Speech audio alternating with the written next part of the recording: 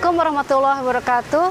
Anak-anakku sekalian, mudah-mudahan selalu berada dalam kesehatan. Kita berjumpa lagi di hari ketiga Pendais. Sebelumnya, kita sudah mempelajari materi yang sudah disampaikan oleh Ustadz Iqbal tentang baca Al-Quran dan cara menulis huruf-huruf Al-Quran.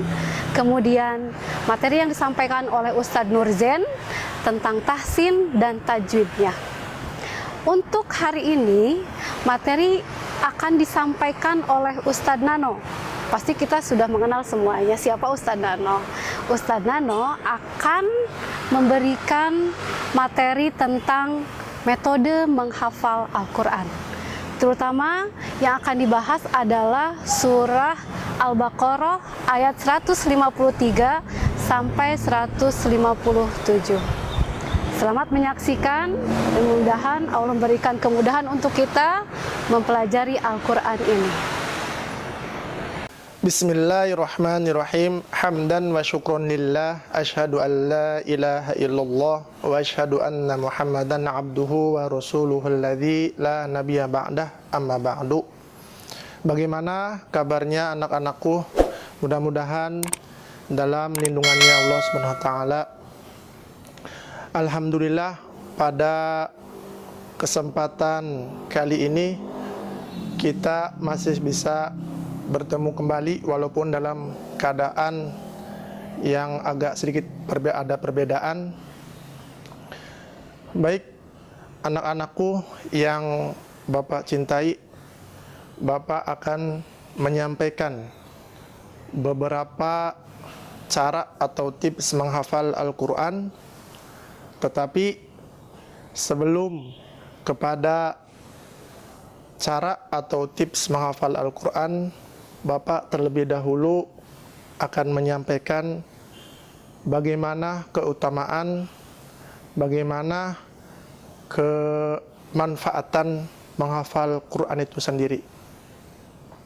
Anak-anakku yang Bapak cintai, Al-Quran bisa merubah keadaan seseorang. Contohnya Nabi Muhammad SAW yang dulunya hanya seorang biasa, bahkan seorang pengembala, setelah Allah turunkan Al-Quran menjadi orang yang termulia. Kemudian bulan Ramadan awalnya bulan yang biasa, tetapi setelah Allah menurunkan Al-Quran pada bulan Ramadan adalah bulan yang sangat luar biasa. Begitupun kita semuanya, ketika Allah Subhanahu wa taala menurunkan Al-Quran kepada kita, artinya kita cinta kepada Al-Quran, senantiasa membaca sampai pada menghafal, sampai pada mengamalkannya. Insya Allah kita semua menjadi orang yang sangat dicintai oleh Allah Subhanahu wa taala dan menjadi orang yang luar biasa. Anak-anakku yang dimuliakan Allah Subhanahu wa taala, pada bulan yang mulia ini, bulan Ramadan, alangkah baiknya kita selaku umat Islam yang senantiasa berpedoman kepada Al-Quran, mudah-mudahan di bulan ini kita dimaksimalkan untuk berinteraksi dengan Al-Quran, berinteraksi dengan ayat-ayat Allah yang insya Allah pada bulan ini Allah turunkan Al-Quran, Allah memberikan kelipatan pahala kepada kita semua. Anak-anakku yang Bapak cintai, keutamaan dalam menghafal Quran diantaranya perkataan Rasulullah SAW sebagaimana di hadis yang diriwayatkan oleh Imam At-Tirmidzi, seorang yang menghafal Quran akan memakai mahkota kehormatan. Rasulullah SAW bersabda, penghafal Al-Quran akan datang pada hari kiamat, kemudian Al-Quran akan berkata kepada Tuhannya, wahai Tuhanku, bebaskanlah dia. Kemudian orang itu dipakaikan mahkota karomah atau kehormatan. Kemudian Al-Quran kembali meminta kepada Tuhannya, wahai Tuhanku, tambahkanlah. Maka orang itu dipakaikan jubah, karomah atau mahkota. Kemudian Al-Quran memohon lagi, wahai Tuhanku, ridhoilah dia. Maka Allah meridhoinya dan perintahkan kepada orang itu, bacalah dan teruslah naiki derajat surga sesuai dengan hafalannya.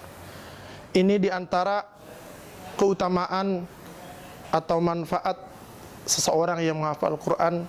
Allah berikan kelak di akhirat nanti mahkota yang sangat mulia langsung dari Allah Subhanahu wa taala, dan memasuki ke dalam surganya yang paling tinggi berdasarkan hafalan Al-Qur'annya. Ada lagi di hadis lain Rasulullah SAW bersabda, pada hari kiamat nanti Al-Quran akan menemui penghafalnya. Ketika penghafal itu keluar dari kuburannya, Al-Quran akan berwujud seseorang, dan ia bertanya kepada penghafalnya, apakah Anda mengenaliku? Kemudian penghafal tadi menjawab, saya tidak mengenal kamu. Al-Quran yang membuatmu kehausan di tengah hari dan kepanasan dan membuatmu tidak tidur pada malam hari, sesungguhnya setiap pedagang akan mendapat keuntungan di belakang dagangannya, dan kamu pada hari ini di belakang semua dagangannya. Maka penghafal Quran tadi diberi kekuasaan di tangan kanannya dan diberi kekekalan di tangan kirinya, serta di atas kepalanya dipasangkan mahkota perkasa. Sedang kedua orang tuanya diberi 2 pakaian baru lagi bagus yang harganya tidak dapat dibayar oleh penghuni dunia keseluruhannya. Kedua orang tua itu lalu bertanya, kenapa kami diberi kenapa kami diberi dengan pakaian begini? Kemudian dijawab, karena anakmu telah menghafalkan Al-Quran. Kemudian kepada penghafal Al-Quran tadi diperintahkan, bacalah dan naiklah ke tingkat-tingkat surga dan kamar-kamarnya. Maka ia pun terus naik selagi ia tetap membaca, baik bacaan itu cepat atau perlahan dengan tartil. Itu diantara keistimewaan atau kelebihan atau manfaat atau hadiah bagi para penghafal Al-Quran. Mudah-mudahan jadi motivasi buat kita selaku orang yang beriman terhadap Al-Quran, kitab Allah Subhanahu wa taala. Begitulah keindahan penghafal Quran yang telah Allah janjikan, bagaimana sudah Allah siapkan mahkota di akhirat nanti akan mempersiapkan kepada para penghafal Quran, dipakaikan mahkota, kemudian diberikan hadiah kepada kedua orang tuanya juga. Itu mungkin yang dapat saya sampaikan tentang keutamaan atau keistimewaan seorang yang menghafal Quran. Masih banyak lagi mungkin di antara hadis yang lain yang berkenaan dengan keutamaan penghafal Quran. Mudah-mudahan dengan beberapa hadis atau Bapak sampaikan tadi bisa membuat motivasi ya kepada anak-anakku semuanya untuk tetap semangat belajar Quran sampai pada tahap menghafal Quran yang telah Allah janjikan keutamaan, dan juga telah Allah siapkan mahkota di hari kiamat kelak.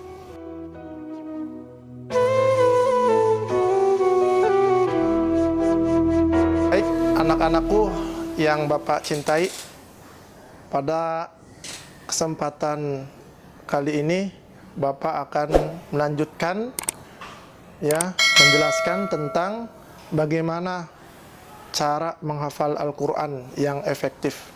Mudah-mudahan ini jadi motivasi buat kalian mempraktekannya di rumah. Mungkin yang sudah pernah mengikuti karantina tahfiz camp tempo lalu di Ujung Berung, ada sedikit gambaran ada sedikit bayangan.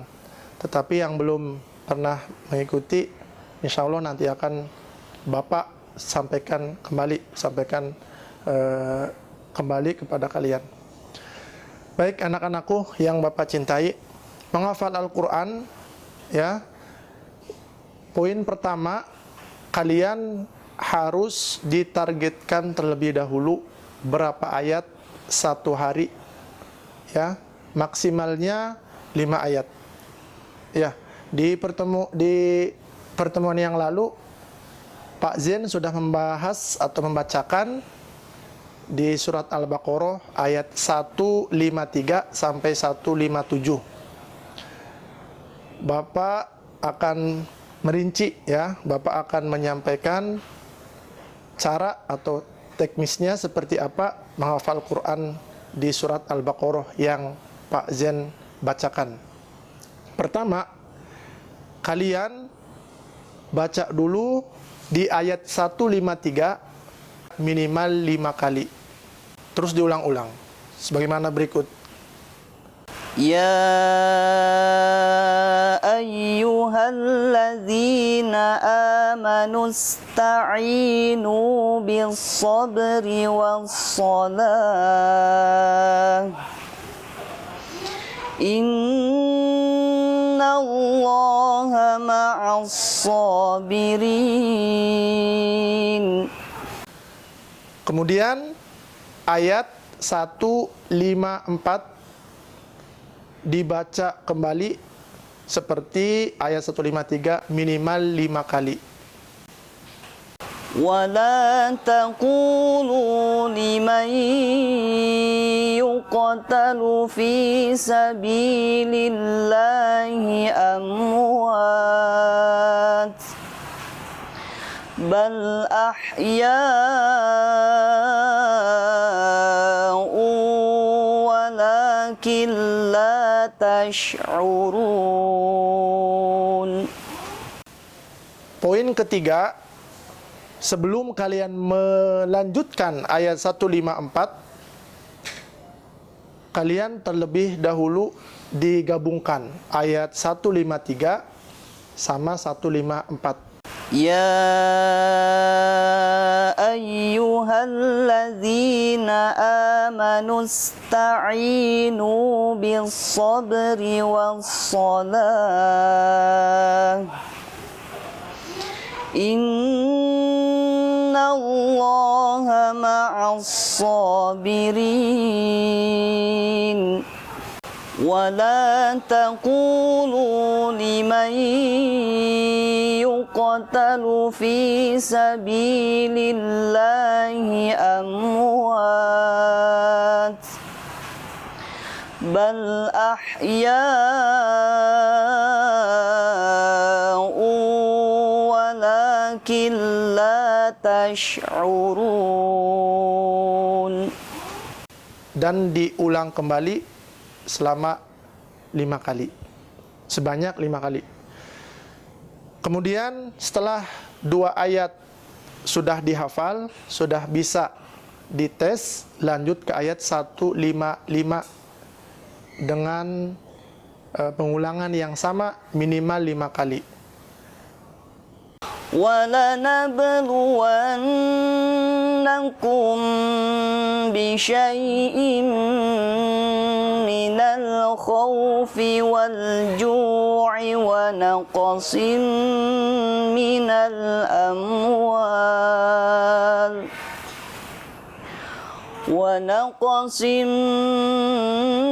مِّنَ الْأَمْوَالِ وَالْأَنفُسِ وَالثَّمَرَاتِ وَبَشِّرِ الصَّابِرِينَ. Setelah 155 kita hafal, jangan dulu ke 156. Akan tetapi kita gabungkan dulu, estafetkan dulu dari ayat 153 sampai 155, diulang sampai minimal 5 kali juga. Ya ayyuhalladzina amanu ista'inu bis-sabri was-salah. Innallaha ma'as-sabirin. ولا تقولوا لمن يقتل في سبيل الله أموات بل أحياء ولكن لا تشعرون ولنبلونكم بشيء من الخوف والجوع ونقص من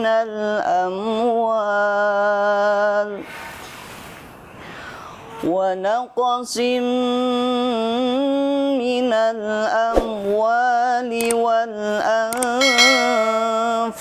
والثمرات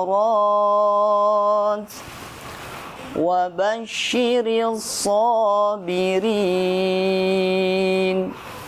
Dan seterusnya. 156 diulang minimal 5 kali. الذين إذا أصابتهم مصيبة قالوا إنا لله وإنا إليه راجعون. 157 diulang minimal 5 kali. أولئك عليهم صلوات من ربهم ورحمة وأولئك هم المهتدون. Kemudian digabungkan 156 dan 157 diulang 5 kali. الذين إذا أصابتهم مصيبة قالوا إنا لله وإنا إليه راجعون. أولئك عليهم صلوات من ربهم ورحمة وأولئك هم المهتدون. Setelah hafal, maka dari 153 sampai 157 semuanya dibaca dan diulang-ulang minimal 5 kali sampai hafal. Itu secara teknis untuk menghafalan Al-Quran. Kemudian Bapak akan menyampaikan durasi waktunya. Di sekolah ya, kita sudah mempraktekkan bagaimana cara menghafal Quran. Setiap session waktunya kita bagi 10 menit pertama, kalian baca dulu semua ayat. Ya, ayat 153 sampai 157 dalam waktu 10 menit. Yang namanya membaca, mata melihat, tangan menunjuk, fokus pada huruf yang kita baca. Ya, dalam durasi waktu 10 menit. Kemudian sesi kedua, kalian di 10 menit kedua mencoba diterapkan yang sesuai Bapak sampaikan di awal tadi, cara menghafalnya seperti yang Bapak sampaikan 153 diulang minimal 5 kali sampai 157. Itu dengan durasi waktu 10 menit. Ya. Bagaimana Bapak kalau belum hafal juga, ditambah lagi waktunya 10 menit, ya, maksimal 30 menit. Kalian bisa menghafal 5 ayat, ya, dengan durasi waktu 30 menit itu maksimal. Setelah itu langsung ke session berikutnya, yaitu tahap kepada setor atau dibacakan kepada pembimbing kalian. Ya, silakan nanti boleh kepada pembimbing langsung ditilawati atau ke wali kelasnya masing-masing. Ya, nanti ada evaluasi setelah kalian terus melakukan menghafal ayat demi ayat. ya, itu gambaran teknis atau praktek menghafal Quran di surat Al-Baqarah ayat 153 sampai 157. Mudah-mudahan anak-anakku diberikan kelancaran, diberikan kemudahan dalam menghafal Quran, apalagi di bulan yang mulia ini. Mudah-mudahan Allah berikan semua keberkahan kepada kita untuk semakin semangat membaca Quran, menghafal Quran, ya, memahami Al-Quran sampai pada menghafalkan Al-Quran. Itu yang dapat Bapak sampaikan. Mudah-mudahan kalian setelah melihat video Bapak ini bisa langsung mempraktekkan dan bisa langsung men-share, baik itu melalui video, ya, atau melalui invoice, ya, kepada pembimbing kalian atau kepada wali kelas kalian. Terima kasih. Mohon maaf bila mana ada kata-kata yang Bapak sampaikan kurang berkenan. Itu datangnya dari kebodohan Bapak sendiri. Aku qouli hadza wa astaghfirullah li wa lakum. Wassalamualaikum warahmatullahi wabarakatuh.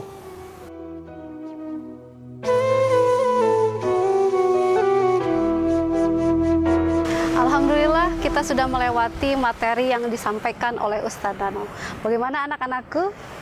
Mudah tidak? Mudah-mudahan mudah ya, karena Allah sudah menurunkan Al-Quran dengan kemudahannya.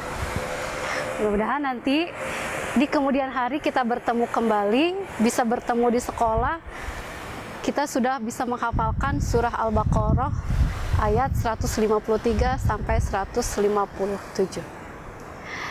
Demikian materi untuk Pendais hari ketiga. Mudah-mudahan bermanfaat.